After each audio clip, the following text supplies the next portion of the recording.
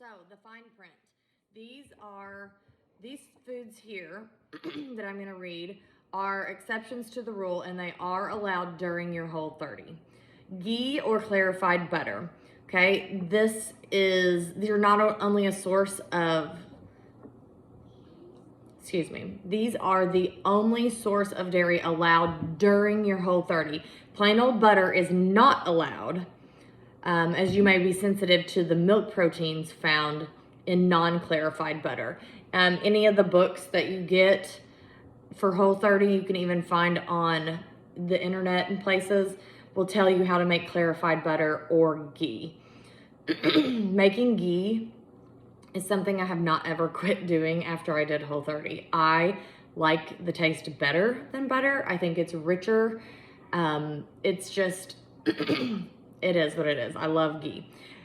Fruit juice. Some products or recipes will include fruit juice as a standalone ingredient or natural sweetener, which is fine for the purposes of Whole30. So if it's in one of the recipes that is in the Whole30 book, calls for fruit juice, then it's okay. Certain legumes, green beans and most peas, including sugar snap peas, snow peas, green peas, yellow peas, and split peas are allowed.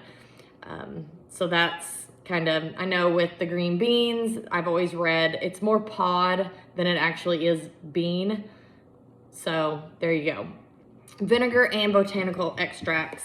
Most vinegar and alcohol-based botanical extracts are allowed during your Whole30 program, just not malt-based vinegar extracts,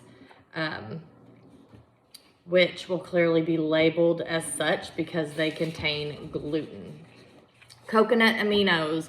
All brands of coconut aminos, if you don't know what coconut aminos are, they're brewed and naturally fermented soy sauce substitute. And I love to use this on my riced cauliflower to give it kind of that oriental taste that you get. So highly recommend coconut aminos. Even if you see the coconut nectar or coconut syrup on the ingredient list, coconut aminos are okay. Salt, table salt is okay. Did you know that iodized table salt actually contains sugar?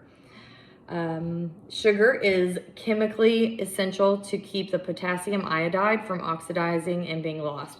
Because all the restaurants and prepackaged foods contain salt, salt is an exception to our no added sugar rule.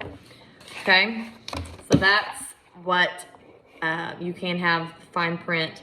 The last thing I want to read is from their website. It says, give us 30 days.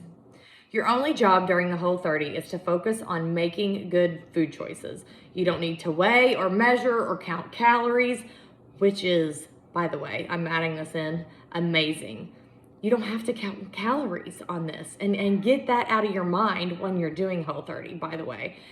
You don't need to count calories, restrict calories, or purchase everything organic or grass-fed. Your only job is to stick to the Whole30 rules for 30 straight days. No cheats, no slips, no special occasions. This isn't a hazing or a boot camp. The requirement for 100% compliance is grounded in science. We call the Whole30 a reset, but at its heart, the Whole30 is an elimination diet. Elimination protocols have been around since the 1920s, and many doctors say they are still the gold standard in identifying food sensitivities, but only if you do them by the books. In order to accurately test how your body responds in the absence of these potentially problematic foods, you have to completely eliminate them. One bite of pizza, one spoonful of ice cream, one sip of beer within the 30-day period, and you've broken the reset, and you have to start over again on day 1. You must commit to the full program exactly as written. 100% is the full 30 days. Anything less, and you won't experience the full benefits the program has to offer. Anything less, and you're selling yourself and your life-changing results short. It's only 30 days. So that is just some tips from, like I said, that's nothing that I wrote. It's from the Whole30 website. It was just easier for me to tell it to you this way than to do any other way. So anyway, that is that. And next I'm going to share some of my meal plan.